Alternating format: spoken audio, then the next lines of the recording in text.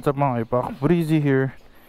And today, first time kong itatry yung dual vlog setup. So ang gamit nating motor ngayon is CLX 700 Adventure. Gloves natin, Benkia, pants Benkia, boots Benkia. Jacket natin is CF Moto waterproof riding jacket. So babiyahe kami ngayon pa Catanduanes. At ayun nga, syempre adventure mode tayo. So kasama natin is yung 01 squad. Naghihintay na sila ron. At syempre, as always, kami on the way pa lang. So, try mo nga kung connected na yung intercom natin.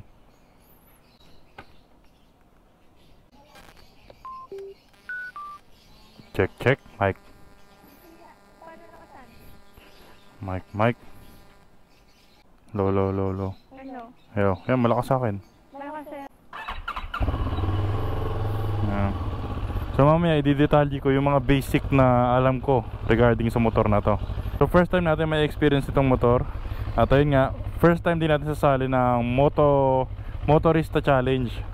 Tapos first time din natin sa motor na to. Ayan, so puro first time. Boy first time tayo ngayon, boy first time. So ito yung hybrid. Kung makikita nyo itsura nya, yung dito, yung looks is yung CLX Heritage talaga. Ngayon, ganito na siya, naka high rise bar na siya, spoke wheels. Pero yun nga, sineta pa na natin siya. Andito yung mga tools. Tapos meron tayong side pannier, side bags na waterproof. So ang nag-provide sa atin ito is si 01 Moto.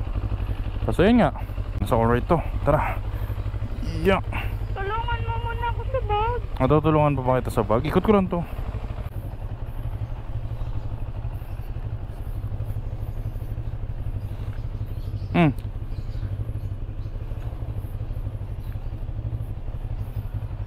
Paano, higpitan mo na lang, ikaw na lang.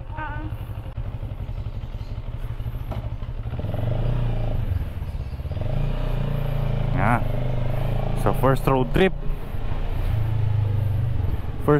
namin na itong motor. Ang pinakamalayo ko lang is Caloocan papunta rito sa bahay. So ito yung pinagamit sa atin, di ba, ni CF Moto, ni Motostrada Philippines. So ito yung motor na ipapagamit nila. At yun nga, so far wala naman akong bad, di ba? Wala akong negative na masabi sa kanya. Powerful, comfy, ang lambot ng suspension, sobra. So adventure talaga yung naging setup ng motor na to. Kasi meron tatlong klase ng ng CLX eh. Yung isa is yung cafe racer. Yung isa naman yung sports, yung naka-clip on, yung nandito yung handlebar. Tapos yung isa naman is yung parang ano bang style nun? Scrambler. So dadaan lang tayo sa shop, tapos diretso na tayo dun sa meetup place. Kuha lang tayo cash, wala akong cash eh. So kakagaling lang pala ito ni Michi. First time niya rin magbiyahe nung nakaraan. Pinakamalayo niyang biyahe. Saan yung biyahe mo? Laguna. So from dito pumayahe siya papunta sa shop ni Laquatsera. So big shoutout nga pala Laquatsera.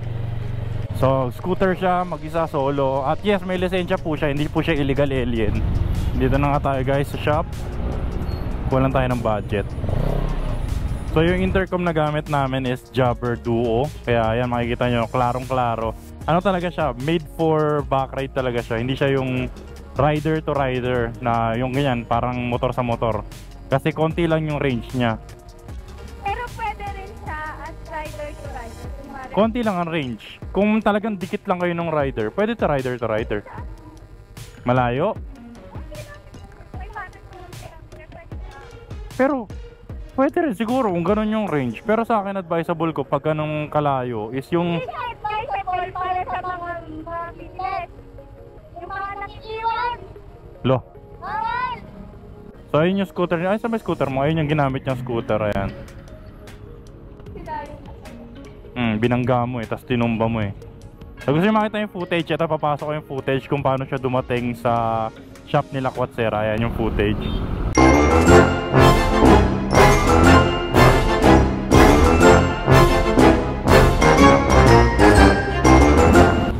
Boy.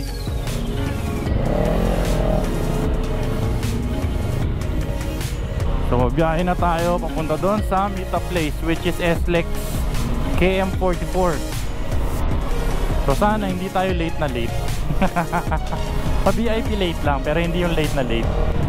Kumusta naman yung experience mo nung nung nagmotor ka? Nakakaba, daming kamote. Ay wow, bakit hindi ka kamote? So nagbablog-vlog na rin kasi itong taon to. Ang Facebook, kaso tamad mag-edit tsaka tamad mag-post. Alam nyo yung picture lang ipopost mo, tinatamad ka pa kasi nga daw nape-pressure siya mag-post ng picture. Na-enjoy ko masyado yung time. Ba't hindi ka nagpo-post ng picture? Masaya ko. Nakakalimutan ko. Nasa bahay ka na, di ba? May mga picture ka sa phone, bakit hindi mo pinopost? O sige, explain mo kung bakit. O, di ba? Yun na nga yun. So tinatamad siya, di ba? Yan yung ayaw na ayaw ko eh, yung tismong lalalala. Yan yung ayaw na ayaw ko eh. Yung tipong gagawin niyo yung mga gusto mo tapos in the end, tatamadin ka na may post. So wala ring essence yung pag-update mo sa mga tao. Kailangan pa nag-post ka, may pupuntahan ka, naghihintay sila ng nangyari sa'yo doon, di ba? Kung hindi ko pa nga pinost sa sumemplang ka, hindi nila malalaman na sumemplang ka eh. Alam nila balik ka sa O, di ba? So meron siyang Facebook page, yung Mimi. Ayan, nasa screen, Mimi. Ba't Mimi? Ah, Mami na elementary. So you're a Pokemon. Who's that Pokemon? It's Mimi. Mas magkakaroon na rin siya ng YouTube kasi tamad talaga siya mag-edit. Kaya yun nga, pagpasensyahan nyo na lang muna, hintay-hintay na lang tayo kung kailan siya sisipagin. So back to the motorcycle. Yun nga, sobrang ganda ng suspension nito. Yung tipo ngayon, di ba kita nyo yan? Ayan, dadaanan ko lang yan, oh. Pang! Oh, di ba? Wala akong naramdaman na yung gano'n, yung sakit betlog, wala. Sobrang komportable. Di ba, Mi? Ano siya? Backride friendly. Backride friendly. Ayun, hindi masakit sa puwet. Kasi sobrang ganda ng upuan. Akala mo naka-cushion ka. Tapos yung handling niya naman, ito, yung stance niya, sobrang komportable. Kung kamote, oh. Naka-nutshell helmet. Tapos naka-sports bike. Makita mo sa traffic mo, ka lang nagre-reklamo na ako. Kasi matagtag, di ba? Ito hindi. Fully adjustable yung suspension nito. Pero hindi na natin ginalaw kasi sobrang komportable na nga. Tapos nga pala, may napansin ako dito sa motor na to. Ewan ko kung sa lahat ng CLX o para lang dito. Pero usually alam ko lahat ng CLX yan eh. Kasi isa lang naman ang makina ng CLX Heritage. Yung Cafe Racer, Sports, ito, yung adventure nila, yung mukhang scrambler. Kasi para siyang meron yung yung BBA ng Yamaha o yung tinatawag natin na VTEC ng Honda. So pag nasa 6k RPM ka, ganito kabagal, tahimik yung makina, tahimik yung exhaust, parang lang talaga siya, tahimik. Pero pag kumagat na yung 7k RPM pataas, uungol yung uungol tuloy. Gagan. Uugong yung muffler na parang buong buo na. Tapos biglang hahatak siya na parang gano'n, no? Akala mo hihilain ka pa patanggal sa motor. Ano yun? Parang ito lang? Oo, ganon. Kaya mamaya papakita ko sa inyo Pero hindi natin magagawa dito kasi nasa tayo mataong lugar. Ang mga ganong klaseng stunt, ginagawa lang yun pag open ang area. Ayan. Dito rin ito. Joke lang. So yun ang update ko. Maya skip ko na muna tong video, okay? Babush. Okay. So pa-expressway na tayo, dire-diretso na tayo pa SLEX. Pero yun nga, dito ko papakita sa inyo yung tinutukoy ko na parang VTEC nya. Masdan nyo yung RPM tapos pakinggan nyo yung motor.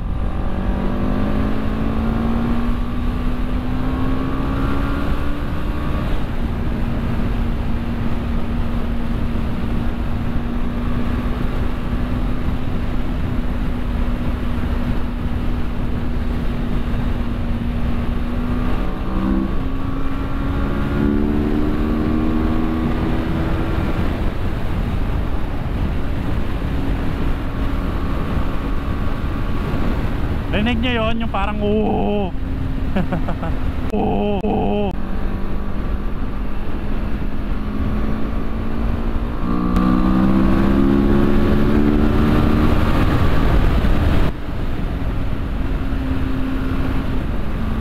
So yun yung feature ng motor na to na parang napapawaw ako kasi mga na-testing ko lang ng mga motor na may ganon is yun nga, BBA ng Yamaha at VTEC ng Honda. So naramdaman ko sa kanya yung ganon Low RPM, tahimik yung motor. High RPM, parang bubuka yung exhaust. Yung parang may turbo pang ganun. Di naman siya turbo. Pero yun nga, iingay, uugong yung motor. Tapos biglang lalabas yung power. Doon na ano yung torque nya, yung full torque. So, sa mga naka CLX dyan, yung mga CLX talagang owners, explain nyo nga sa comment section, di ba? Or kung may kilala kayo or may idea kayo kung ano yun. Kasi as of the moment, hindi ko talaga alam kung ano yung tawag doon. Tingnan nyo ah. Ayan o. Tumahatak siya ng sobra-sobra. Pogi o. Rubicon. Ayan mga gusto kong sasakyan, Rubicon. Tapos Mercedes-Benz G-Wagon, Jimny, di ba? Mga akala mo mga armored truck, mga armored van. Dito ba? Dito tayo? Oo, pero nandito na daw sila eh. Saan sila? Tawagin ko lang. Okay, so ito nga yung meet up place natin.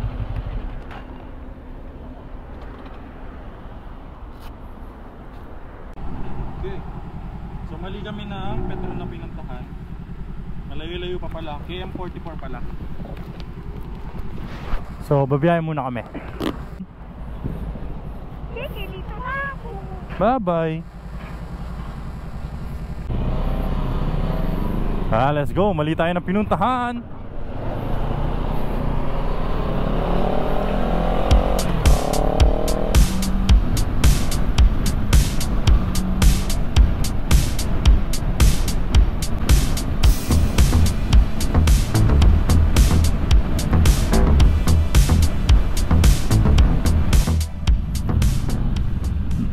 Okay, so nandito na tayo sa KM44.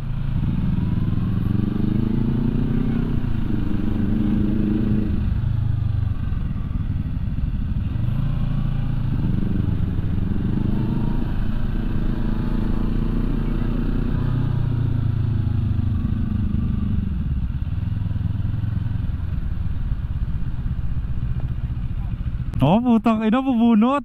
Bubunot. So nandito namin yung mga kasama natin. Ito isa sa mga matanda. Mukha ni Reed ako. Akala ko si Reed. Year 1 mo to. So pahinga muna, let's go. Okay. So gear up na at ito nga, mabiyahe na tayo papuntang port. So estimated mga 6 hours daw yata to. Hindi ko sure. Pero yun nga, mag-gear up na kami lahat.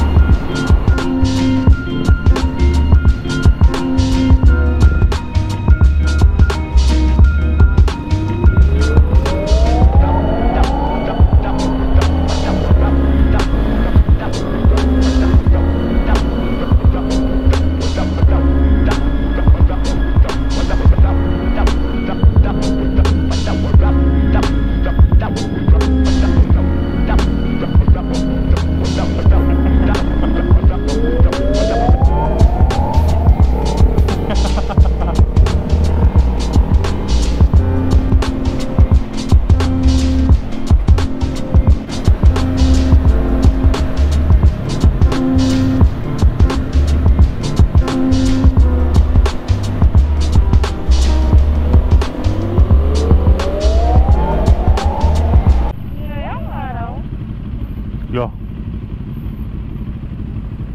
Gabi na tanga. Ngayon gabi. Manahimik ka na, papababain kita.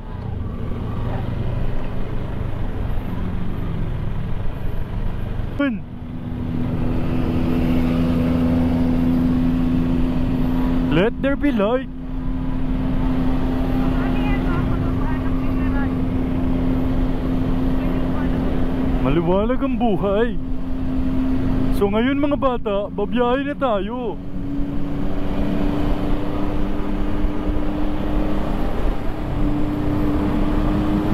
Saan ba daan na to? Pa Bito ka Manok na tayo, no? O malayo pa? Eh silipin na lang natin kung ano itsura ng Bito ka Manok sa gabi.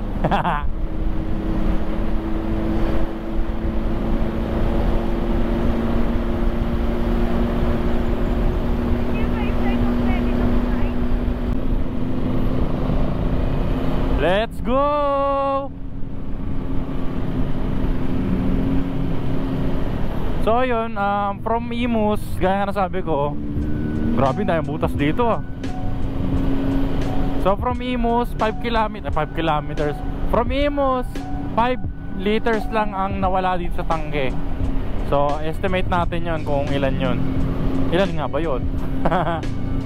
Oy! Oh yeah! Sila ramdam nila yon, tayo hindi natin ramdam yon. Ah.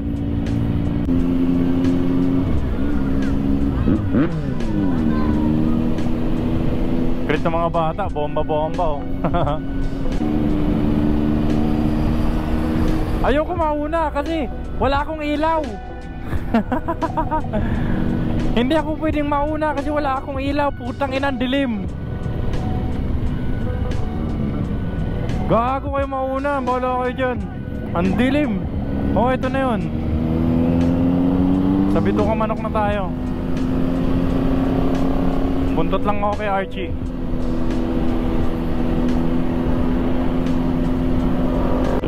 Buti nga hindi naulan eh. Dumating tayo dito, hindi naulan eh. Dulas kaya ng ano doon. Ang dulas ng daanan.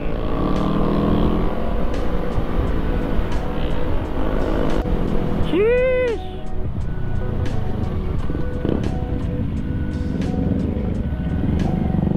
Ang dilim.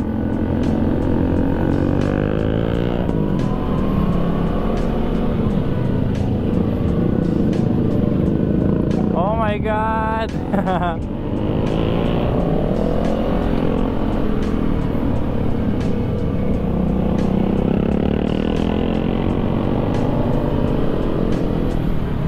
Ito pala yung tsura rito pag gabi. Ang dilim pala talaga.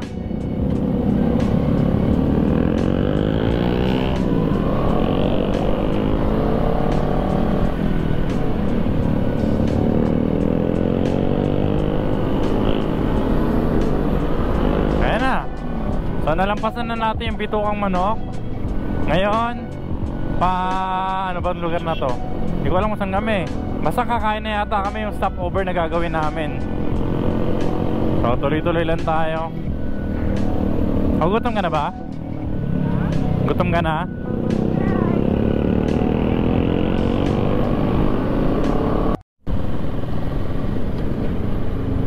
Okay.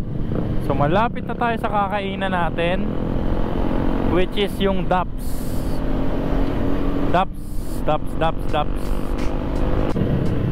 Daps Dalampasigan. Kakain tayo sa Dalampasigan. Kaso walang buhay kasi nga madilim.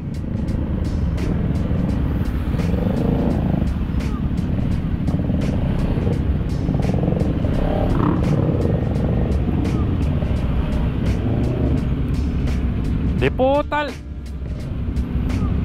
Ano ako eh? Ay ako mag-a-adjust sa'yo. Ay wag. Pumuntan kita. Wag. Pwede naman natin pag-usapan. Ha? Pwede natin pag-usapan. Sige. Ang bilis ka usap.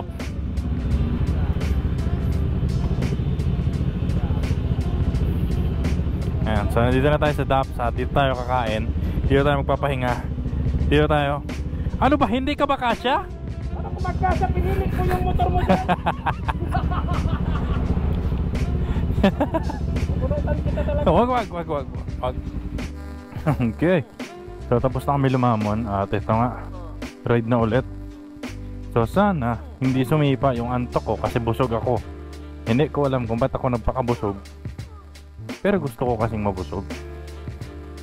Kaya wala na yun, life choices na yun. Ride out na tayo. Ang bigat.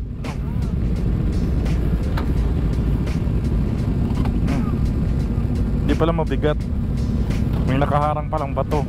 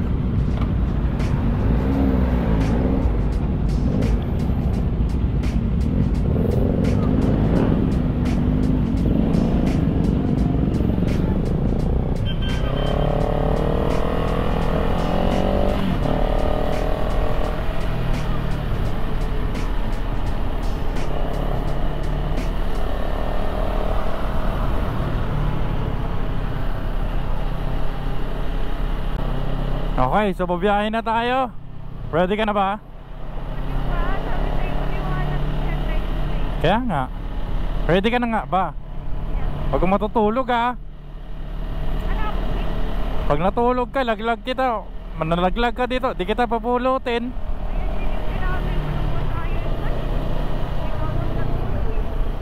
Ay bumaba ka na ngayon, inaaway mo ko. Ganda nun oh. Papagudin ka muna bago ka makakain.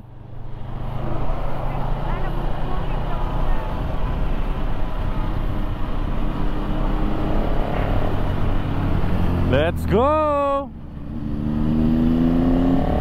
Oh shit!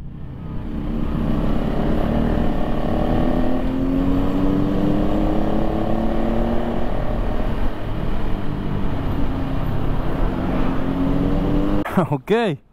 So, napahinto lang kami dito. Tapos ayun nga, may ano daw yata eh. Anyari? Si Ashley. Butas? Hindi, may butas? Natanggal na. May aero pa ka man ako eh. Inflator. Matatakpan niya na inflator. Oo, hindi naman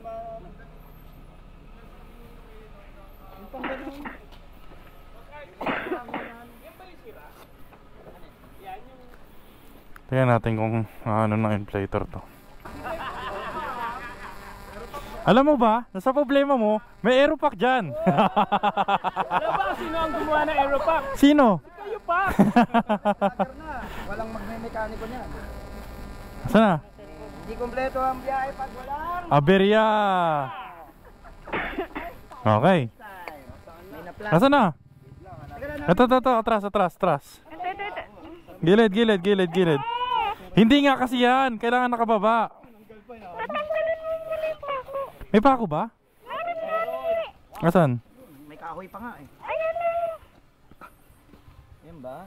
Ay putang inang laki, baon na baon. Dalawa. Oh, meron din. May isa pa. Napakaswerte mo naman. Ilaw? 1 minute and 16 na yung recording mo. Nasaan yung ano? 3 minutes lang. Hindi, ilaw to boss, ilaw. Sino may pampasok? Boss, ilaw to. Pampasak. Hindi, inflator muna. May pampasok ba? Baka wala ah. Meron kami ng G! Ayun din niya! Walang gustong kumuha ng pampasak! So lahat kami, okay pa lang. Check natin ha. Kay Richie, okay? Ito, Ako na naman. naman! Ako na. Ay, meron ba din? Ah, meron din oh. Sige, isa ba? Ano, take it or Pamili leave ka, it. 450, 500. 250 pa yan ah. 250 ko langot lang gagamitin mo dyan kung 250. Negosantehan pa yan ah. Sino may... Archie na lang. Hindi naman butas, binabutas lang. Gusto mo ba natang kita? Okay. So naayos na nga natin yung nangyaring butas-butas session. At let's go. Bira na tayo ulit. Gusto ko dumaan dun oh. Off-road. Punta tayo dun. Tabi-tabi po. Baka manuno ako. Turo ako ng turo.